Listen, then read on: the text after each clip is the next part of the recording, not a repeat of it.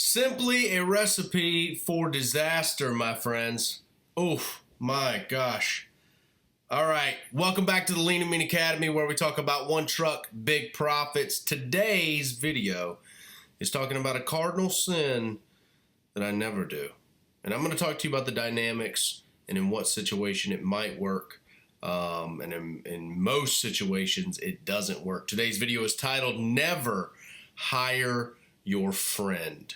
All right, but before we jump into this, if you're looking to launch your business into 2022, you want to get started off on the right foot, get all of the knowledge, compress the learning curve, and really get your business started where you're not fumbling through the weeds for the first year. You're kind of able to compress that into maybe a month or two. Obviously, time is money, money is time, and we ain't got either one of them, baby. So an old coach used to tell me that. I click the first link in the description, first link in the comments. It'll take you to the How to Wash course. Justin Rogers, Mike Vadan, Cody Yarbrough, and myself teamed up on this jam-packed course. I think it's got over 60 videos or something. We just kept going. We almost didn't stop when we started putting content in that course. So go ahead and grab it if you're wanting to launch a pressure washing business on the right foot. I'll see you in the course. All right. So this video, never hire your friend.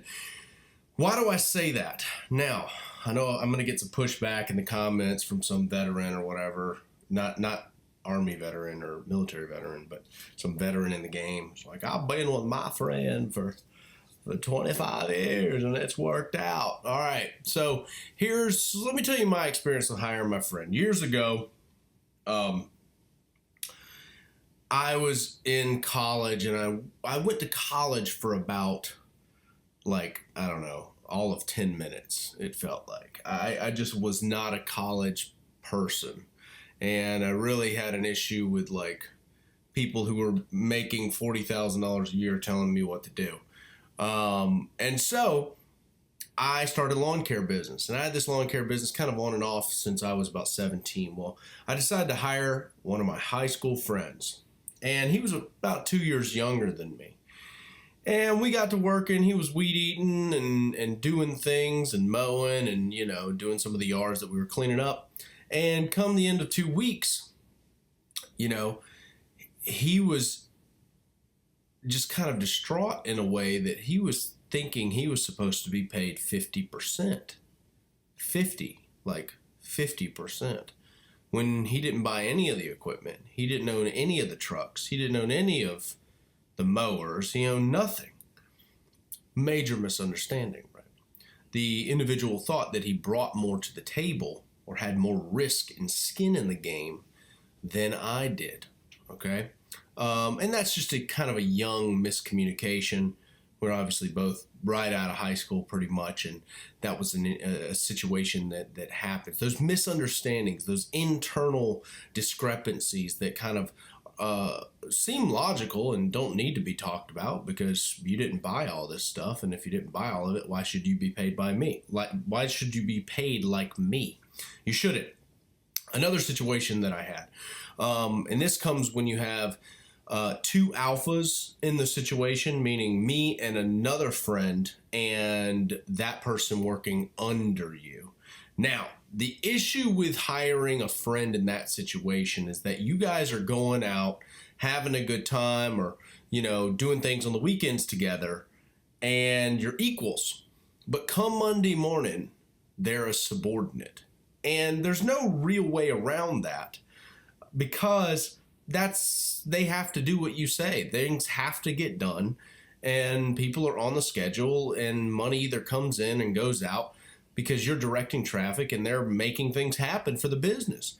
That starts to wear on the relationship in a huge, huge way. Take it from me personally, where, conversations have to be had very quickly. Otherwise, the relationship will degrade to basically nothing. Resentment sets in, things go left unsaid, and then, there's two explosions that happen, and everybody's angry for a little while. So make sure that you have the conversations. Now, I don't ever recommend having another alpha, another business type guy, another entrepreneurial mentality as a partner who is your friend unless this is the one situation that they do something that is so critical to the business and they do it so well.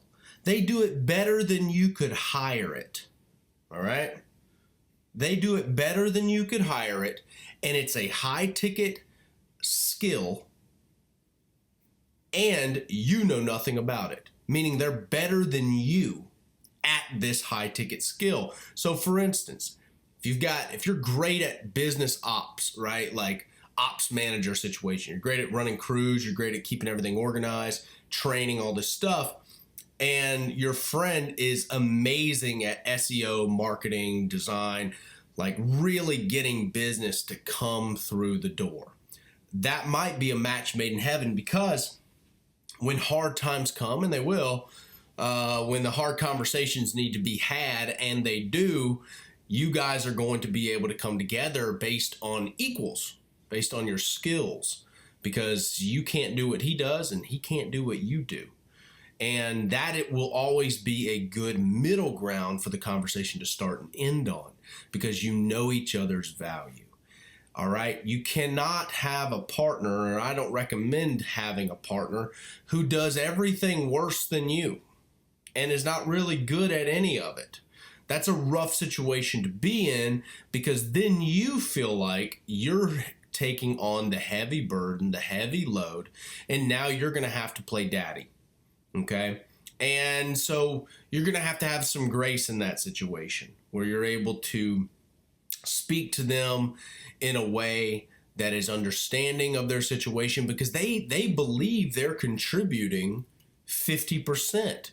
And if they're not contributing 50%, you're going to have to be able to dance that line. That's a tough situation, and I don't envy it, because it kind of creates a constant dance that I don't appreciate in my life. I don't like dancing the line. I like saying it. I like getting it out on the table, talking about the tough conversation, baby. Let's do it Monday morning. Stuff like that. So be careful whenever you get into this situation. I say never hire your friend for that reason. Now, maybe a partnership with a friend who is like an assassin at what they do. They're a specialist, right? That could be good. A partnership with that person who is just very good at stuff that you're not good at. That needs to kind of be the criteria when you're thinking about partnering with a friend. If they suck at, if they're not good at anything that you're good at, and they're not really a specialist at anything, I wouldn't do the partnership. Just because you like someone has no bearing, or because they're a quote unquote good person.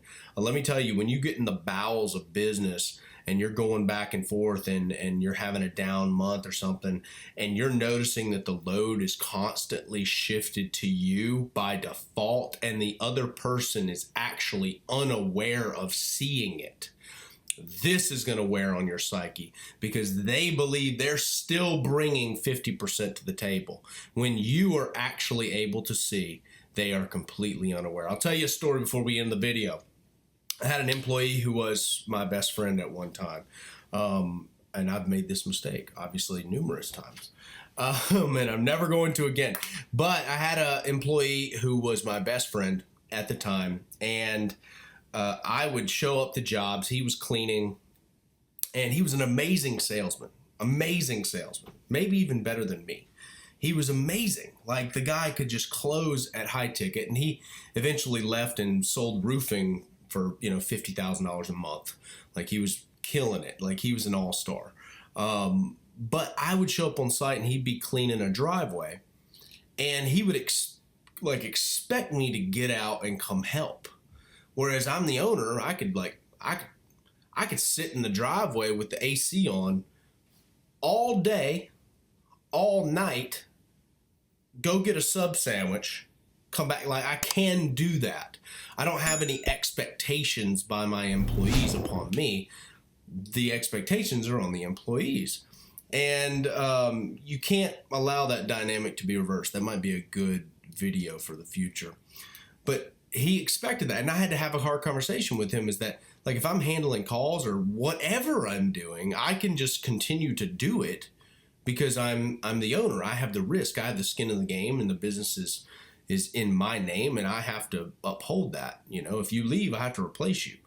And so it was a hard conversation. So I don't recommend hiring your best friend or your friends in general or family. Lord, family will let you down when it comes to working for you. Don't do that, because they're going to revert back to the person they knew at 14 years old. That's who they're relating to. They're not relating to the successful business person that you are today. They're relating to who they knew running around, throwing rocks and jumping in the swimming pool. That's who they think they're working for. So never hire your friend. Take that advice from me. Do it with it what you will. If you want to, go ahead, go down the road. Figure it out for yourself, all right? All right, give this video a like. Subscribe if you like the content here at the Lean and Mean Academy. And I will see you guys